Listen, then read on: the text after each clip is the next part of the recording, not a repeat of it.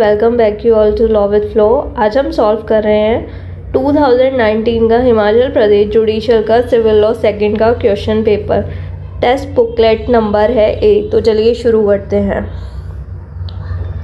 So very first question is from limitation act. इसमें हमें match the following करने हैं। Extension of period of limitation in certain cases. ये आपको पता है एक्सटेंशन ऑफ पीरियड होता है सेक्शन नंबर 5 के अकॉर्डिंग। तो फर्स्ट का है हमारा second option. Affect of fraud और मिस्टेक सेक्शन नंबर 17 सेकंड का है third option. Affect of acknowledgement in writing ये है सी का है फोर्थ ऑप्शन। और bar on limitation section number 3। So हमारा ए का सेकंड, बी का थर्ड, सी का फोर्थ, यानी कि option A is correct.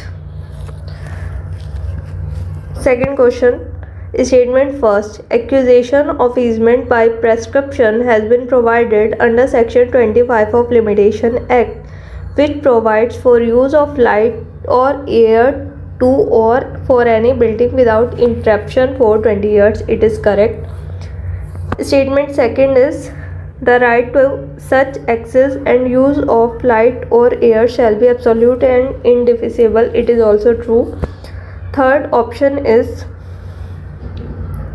each of the said period of 20 years shall be taken to be a period ending within 3 years before the institution of suit wherein the claim to which such period relates is contested।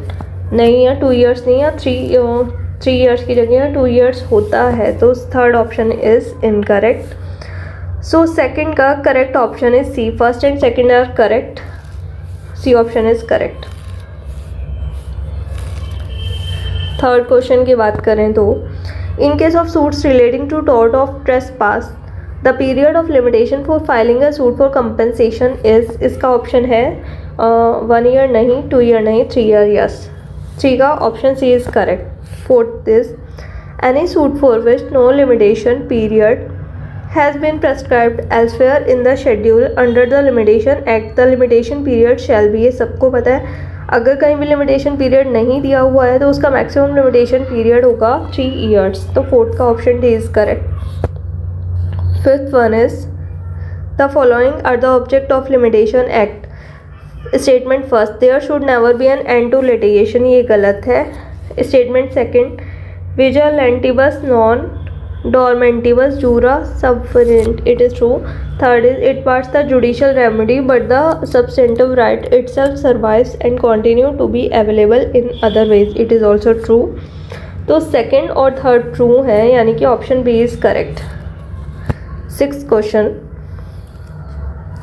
Choose the correct option. As per section 3 of limitation act a suit is instituted after the prescribed period of limitation। the plea of limitation may be waived by defendant नहीं, cannot be ignored and such suit shall be dismissed।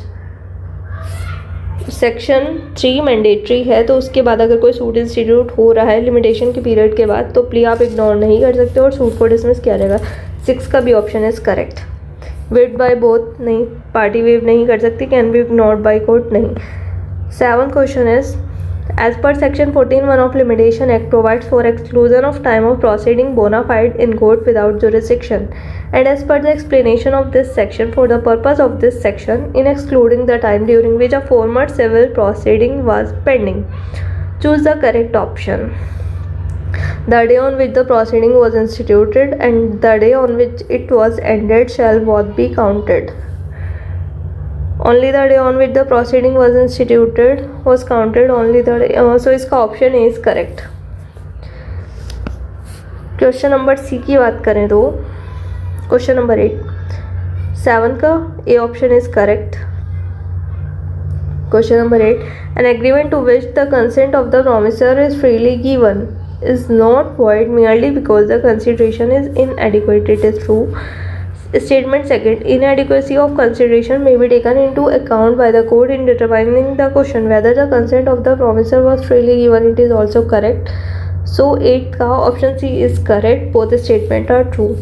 9th, as per contract act match the following करना है। Mistake of law की बात करें तो mistake of law दिया हुआ है आपका ऑप्शन नंबर सेकंड में यानी कि सेक्शन 21 में, और कंसेंट दिया हुआ है आपका सेक्शन नंबर 13 में, अनड्यू इन्फ्लुएंस दिया हुआ है सेक्शन नंबर 16 में, और कोर्शन दिया हुआ है सेक्शन 15 में। यानी कि इसका करेक्ट ऑप्शन हुआ फर्स्ट का सेकंड, सेकंड का ए का सेकंड, बी का फर्स्ट, सी का फोर्थ, यानी कि option D is correct. Next one is Mr. X is a dealer in coconut oil only. He agrees to sell to Mr. B 100 liters of oil.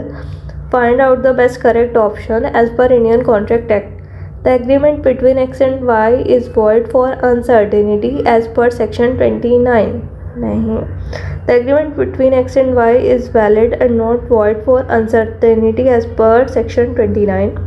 Agreement is voidable. The agreement is not enforceable. तो यहाँ mister x ने mister Y को 100 litre of oil cell करने का वो contract किया, और oil है यहाँ पे कोकोनट, तो कोई अनसर्टेन एग्रीमेंट नहीं है, यानी कि 10 का भी ऑप्शन इज करेक्ट।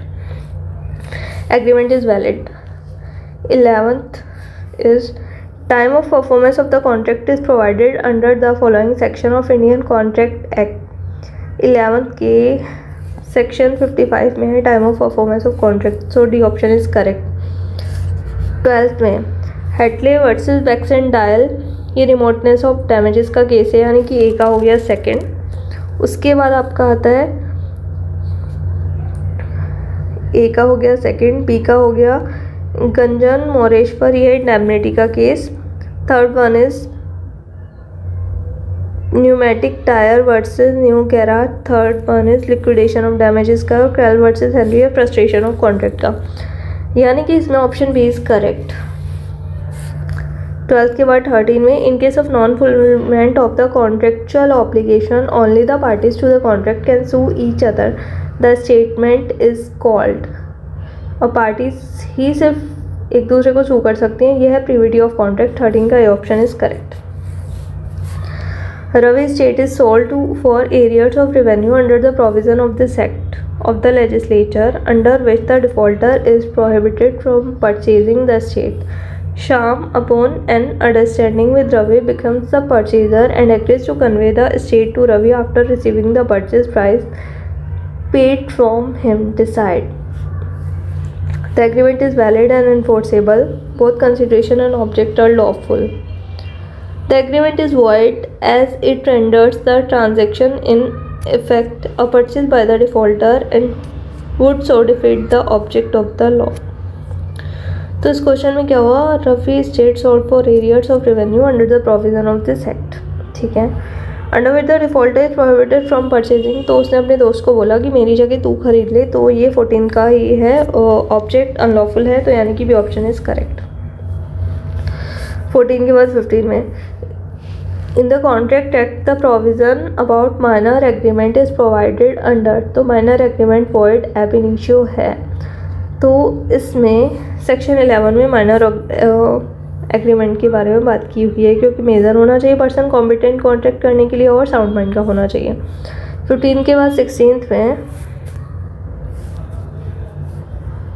15 के बाद 16th में देखते हैं Suman owes rupees 50,000 to Pushpa under a contract. It is agreed between Suman, Pushpa and Kusum that Pushpa shall accept Kusum as her debtor instead of Suman. Find the correct option.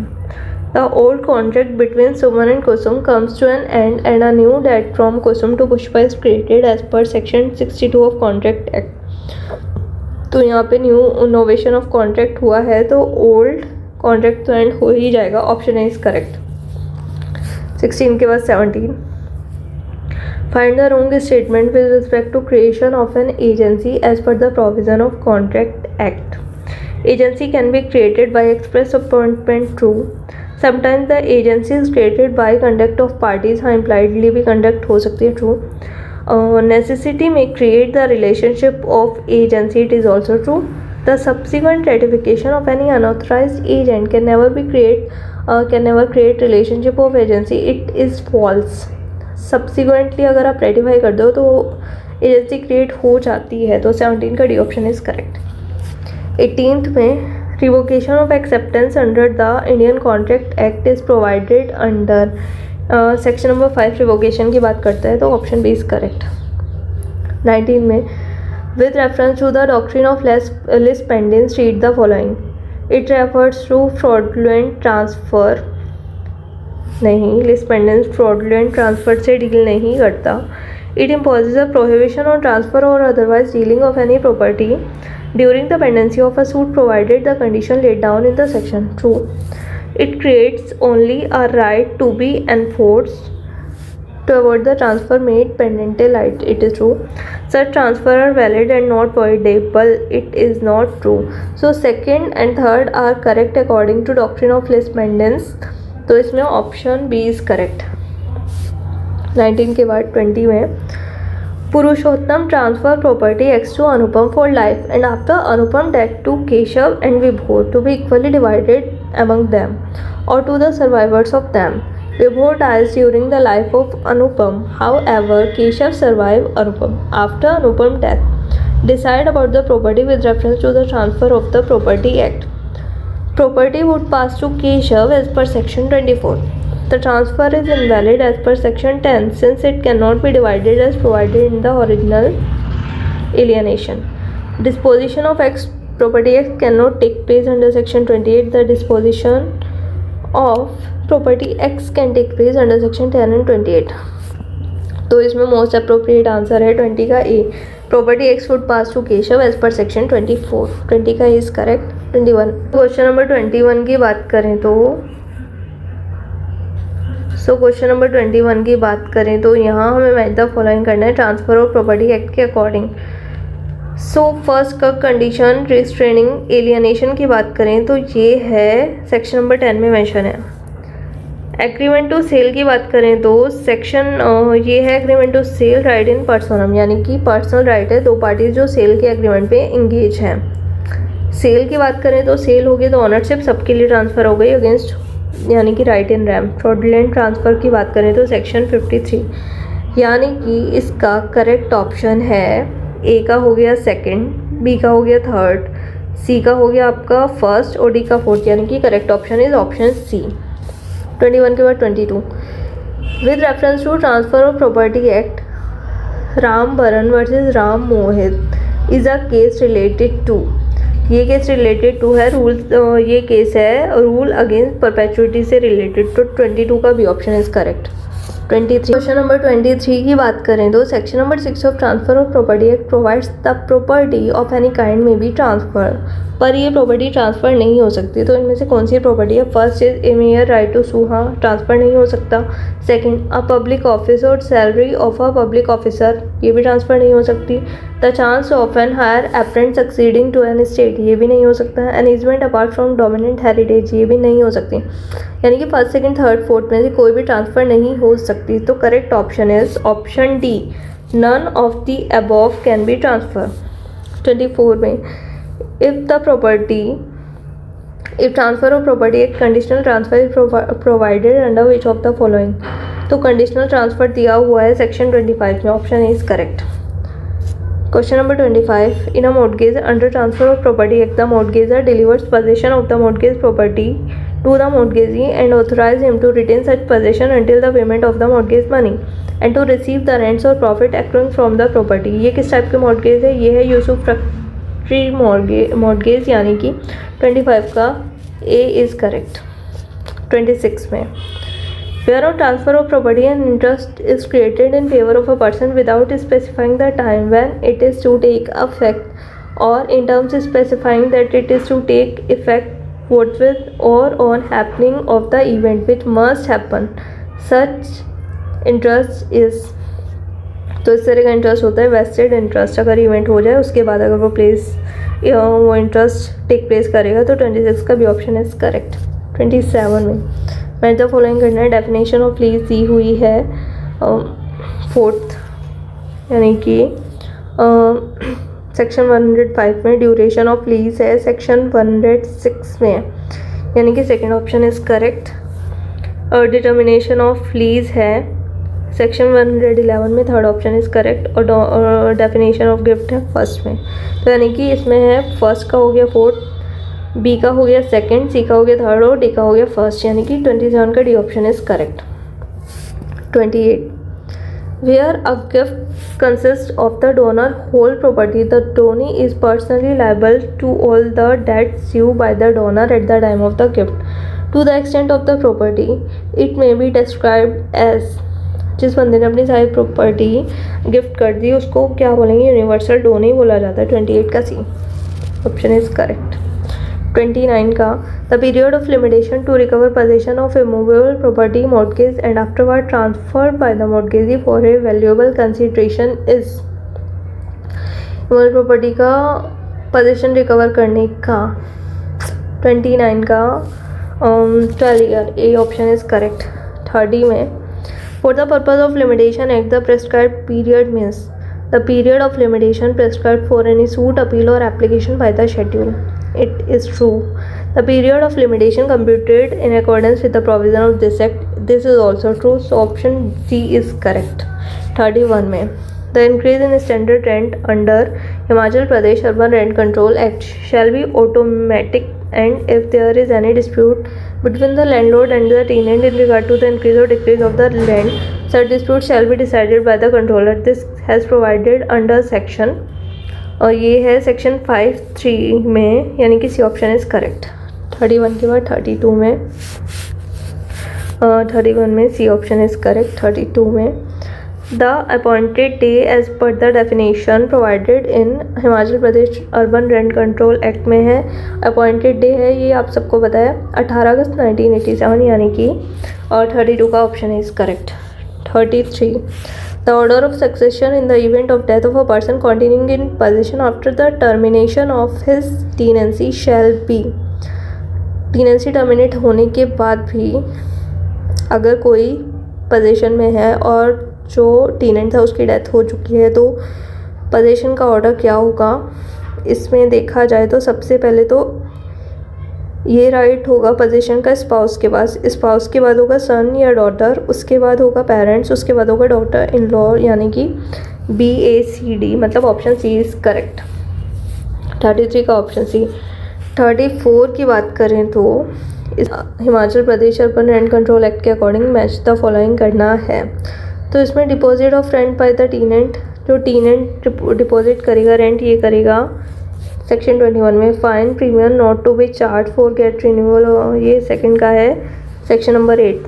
Third का cutting off और withdrawing essential supplies तो नहीं करनी है, cutting of नहीं करनी है, third का है सेक्शन 11। और फोर्थ का landlord duty to keep the building और रेंट वो गुड कंडीशन में रखना है, डी का है सेक्शन 13, यानी कि इसका ऑप्शन डी इज़ करेक्ट।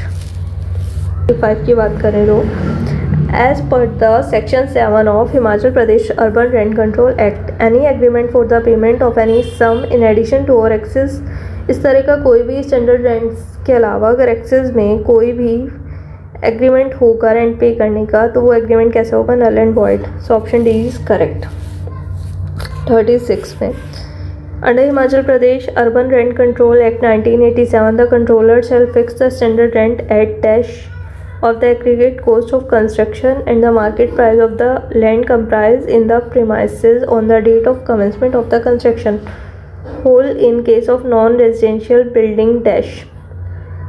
तो इसकी बात करें तो 10% और 15%, नॉन रेजिडेंशियल बिल्डिंग है तो 15%, बाकी 10%, तो ऑप्शन बी इज़ करेक्ट। 30 के बाद 37 में where the standard rent has been fixed under Section 4 of Himachal Pradesh Urban Rent Control Act, no further increase or decrease in such rent shall be permissible for a period of, अगर एक बार rent fix हो गया standard rent तो कितने साल के लिए वो वैलिड होगा।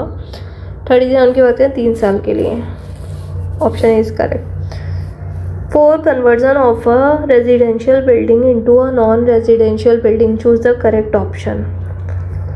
Section 12 states that the written permission of the controller is required. Section 13 states written permission of controller. Section 12 states that the written permission of controller is required along with state government approval. Section 12 state that the return permission of controller required along with state government approval. तो इसमें option A is correct. Section 12 के according bus controller की return permission चाहिए। 39, so option A is correct. Next question is 39. Controller shall be deemed to be a magistrate for recovery of fine under the provision of, so ये power controller को दी हुई है section number 31 के according. So option B is correct. So next question is statement is the landlord neglects or fails to make within a reasonable time after receiving a notice in writing any repairs which he is bound to make under section 13. First option is Himachal Pradesh Urban Rent Control Act. The tenant may make the same himself and deduct the expenses of such repairs from the rent. It is true. The amount so deducted in any year shall not exceed 1/10 of the payable or no. First only option first is correct. तो 40 का भी option is correct. ये 1/10 की जगह 1/12 है। 1/12 होता तो सही होता, तो सेकंड गलत है। तो 40 का ऑप्शन बी इज करेक्ट। 41 में हिंदू मैरिज एक्ट के अकॉर्डिंग मैच द फॉलोइंग करना है। इन कैपेसिटी टू कंसेंट की बात करें तो इनकैपेसिटी टू कंसेंट की बात करें तो ये है 12(1)(b) में, यानी कि option third. Pre marriage pregnancy ये second option 12(1)(d). Impotency 12(1)(a) में है और registration of marriage section number 8 में है, यानी कि इसका हुआ आपका फर्स्ट का थर्ड, बी का सेकंड, सी का फर्स्ट एंड डी का फोर्थ, यानी कि option C is correct. 42. As per Hindu Marriage Act, two persons are said to be within degree of prohibited relationship is one is lineal ascendant of the other. It is true. Second, one was the wife or husband of a lineal ascendant or descendant of the other. It is also true. Third, relationship includes legitimate as well as illegitimate or legitimate blood relationship. All option are correct. तो 42 का ये option is correct. 43. Under Hindu Adoption and Maintenance Act, if the adoption is to be taken by a female and the person to be adopted is male, तो कितना gap होना चाहिए? 21 साल का। 43 का डी ऑप्शन इज करेक्ट। 44 में as per definition clause in Hindu Succession Act, one person is said to be agnate of another if two are related by, तो इसमें ब्लड से एग्नेट होगा, अगर होली थ्रू मेल से connect हों तो agnate होंगे। So B option is correct. So 44 का B. 45. The committees that evolved a uniform code of Hindu law, ये थी बैनिकल नरसिंह राव की कमेटी। तो 45 का डी इज करेक्ट। 46 में मैच द फॉलोइंग करना है Hindu adoption and maintenance act के अकॉर्डिंग। सो वाइफ की बात करें तो ये होगा वाइफ को मेंटेन करने का सेक्शन 18 में, विडो डॉटर इन लॉ को सेक्शन 19 में, चिल्ड्रन और एज पेरेंट्स को सेक्शन 20 में और डिपेंडेंट्स को सेक्शन 22 में, यानी कि 46 का है आपका option A is correct. First का सेकंड, सेकंड का थर्ड, बी का थर्ड, सी का फर्स्ट और डी का फोर्थ। 47 में with reference to the Hindu adoption and maintenance act 1956 choose the correct option about valid adoption. तो 47 में once made it can be cancelled, नहीं, एक बार एडॉप्शन हो गया तो उसको कैंसिल नहीं कर सकते। It can never be cancelled by the adoptive father और मदर और by person but the adoptive child can renounce, नहीं, चाइल्ड भी इसको कैंसिल नहीं कर सकता। 47 के सी में it can never be cancelled by the adopted father और मदर और any other person not adopted child. हाँ, कोई भी इसको एक बार एडॉप्शन हो गया तो कैंसिल नहीं कर सकता। Option C is correct. 48 में welfare of minor to be paramount consideration has been provided in, तो ये कौन से सेक्शन में दिया हुआ है? 48 की बात करें तो सेक्शन 13 में दिया हुआ है Hindu minority and guardianship act में, कि जो बच्चा है उसके वेलफेयर सबसे इम्पॉर्टेंट है कंसिडर करना। 49 में under Hindu law Geeta Jagdish Mangtani versus Jagdish Mangtani, ये केस किससे रिलेटेड है? तो ये केस हमारा रिलेटेड है डिजर्शन से। So first option is correct. Question number 50 Shrimati Seema versus Ashwani Kumar, ये केस रिलेटेड है रजिस्ट्रेशन ऑफ मैरिज से, तो 50 का सी ऑप्शन इज़ करेक्ट। सो हमारा 2019 हिमाचल प्रदेश जुडिशरी का सिविल लॉ सेकंड का पेपर भी कंप्लीट हो चुका है। तो मिलते हैं आपको एक नए पेपर के साथ, तब तक के लिए thank you so much, take care, bye, stay tuned to law with flow for more such videos.